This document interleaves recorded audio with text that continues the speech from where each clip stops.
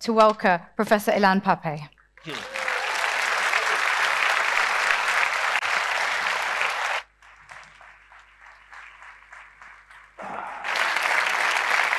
Thank you. Thank you. Thank you. Thank you. Thank you very much. Thank you.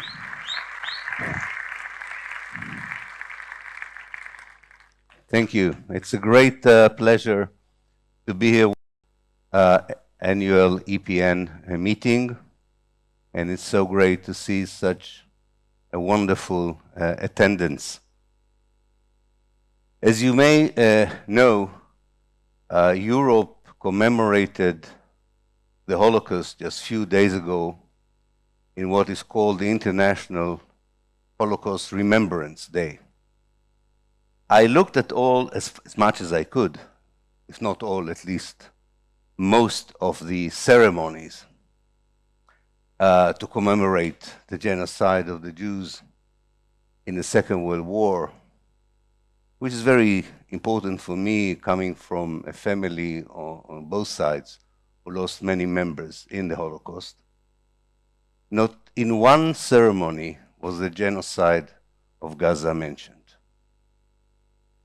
And I think this indicates the kind of narrative that Europe, and when I say Europe, I mean official Europe, Europe through its politicians, through its academic, through its main media, that kind of Europe still sticks to the narrative that refuses to acknowledge the European complicity and responsibility for not only the genocide in Gaza, but for the suffering of the Palestinians since the arrival of Zionism. If you ask yourself, why is official Europe, or why was official Europe silent about the genocide, you have to go back to history. This is a European project. Zionism is first and foremost a European project. Without Europe, Palestinians would have not met an ideological colonialist movement that dispossessed them and inflicted on them one catastrophe after the other. The Palestinians had nothing to do with the reasons that led Europe to decide that the best solution for anti-Semitism is to impose at the heart of the Arab world, at the heart of the Muslim world, a Jewish European state. And when it was clear that this kind of project generates resistance, Europe went on to defend it, to maintain it, as it does until today.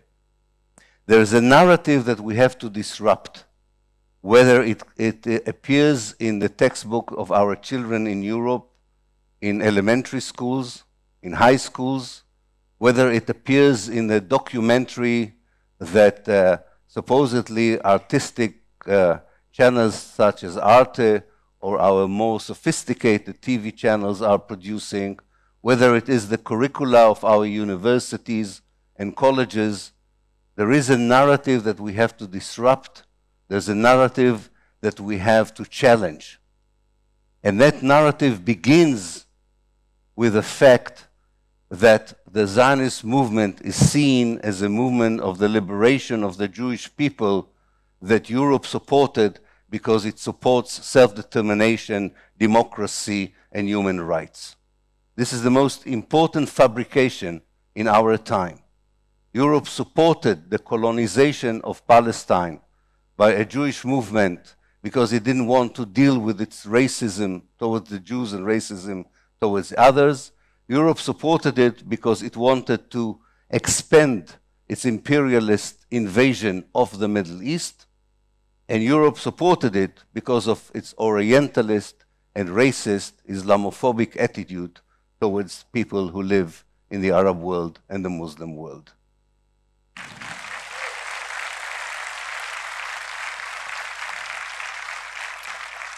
we should also make sure that we teach our children, and this is a strategic decision. Unfortunately, these changes would not help the Palestinians tomorrow or the day after.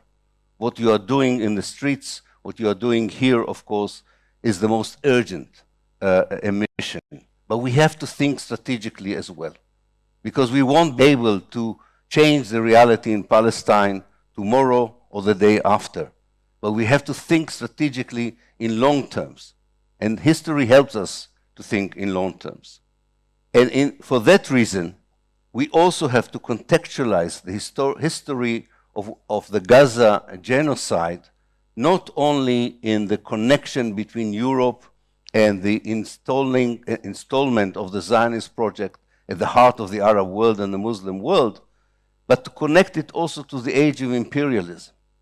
We have to understand that the mass killing of non-Europeans by Europeans in the 19th century was the most important incentive for people like Hitler to try and impose the same kind of mass killing on Europeans that he and ideologues like himself did not fancy to be part of the future Europe. This kind of idea that the extremism that today in the Western media is only referred to Islamist groups. Extremism actually begins in the age of imperialism, when Europe allows itself to use mass killing in order to expand its influence around the world. And part of the project of expanding imperialism was the Zionist project in Palestine. And we have to decolonize Europe, not only Palestine. The European mindset is still colonized, and you can see it through the discourse of the politician, the coverage of the media, and the way the academic institution teach and research Palestine and the history of imperialism and colonialism.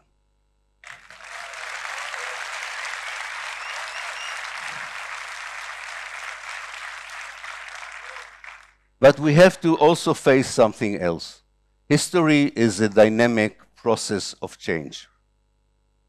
And it is always a good question to ask, when will Europe, again, official Europe, politicians, academics, journalists, when will they come to terms with the consequences of the project that they initiated because of their inability to deal with racism before the Second World War and during the Second World War?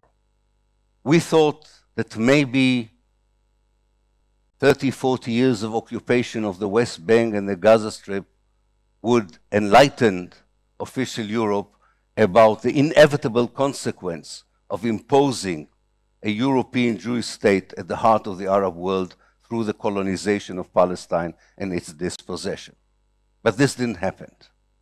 Then came the assaults on Gaza, 2009, 2012, 2014, and Europe was not moved and refused to see the connection between these barbaric criminal acts and the project that was European at its very essence, and still is part of the European build-up and its engagement with the world, especially the non-European world. And then came the genocide in Gaza. And I must say that while I was not surprised either by the ferocity of the Hamas attack on the 7th of October, and unfortunately I was not surprised by the brutality of the Israeli response, I was surprised by the European silence. Because the genocide was televised, because there was no way of trying to evade not only what was happening, but also the Israeli official conversation about what was happening.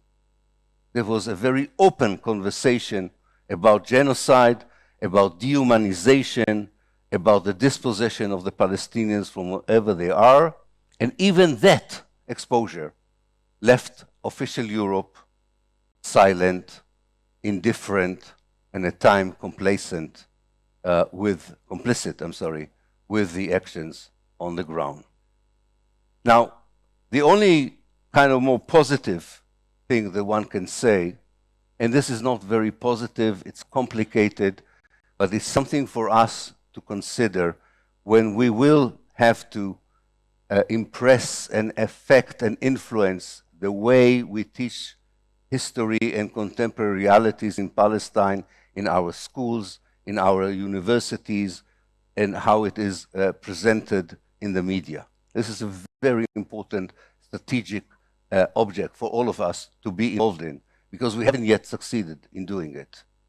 But what is more important in a way is to be alert to the fact that the transformation of Israel into what it has become in the last 2 years has not ended. The kind of Israel that we have seen in the last 2.5 years is still going to be there in 3 years, in 4 years, in 5 years.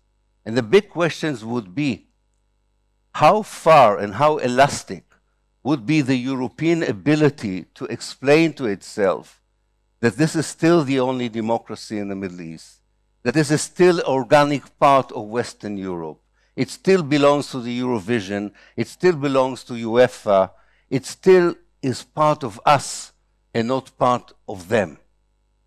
This will not be very easy for them, because unfortunately, the fascism that now has spread all over the Israeli, not only political system, but the Israeli society, unfortunately, would produce in the next year or two, and even further along the line, policies, attitudes, and explanation for policies that unfortunately the most important victims of it will be Palestinians, but not only Palestinians, also Lebanese people, Syrian people, people in Jordan, and also Jewish citizens in Israel themselves will be part of the group of victims of the kind of Israel that is evolving in front of our eyes.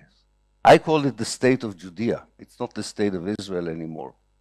And I will end by saying that especially for Europeans, and this may not be directed to you exactly here in the audience, but it is directly to those Europeans you have still to recruit for our cause, because we don't have as yet enough massive support in Europe for an unconditional support for the Palestinian just struggle for freedom and liberation of all of Palestine from the river to the sea. We need to expand the movement.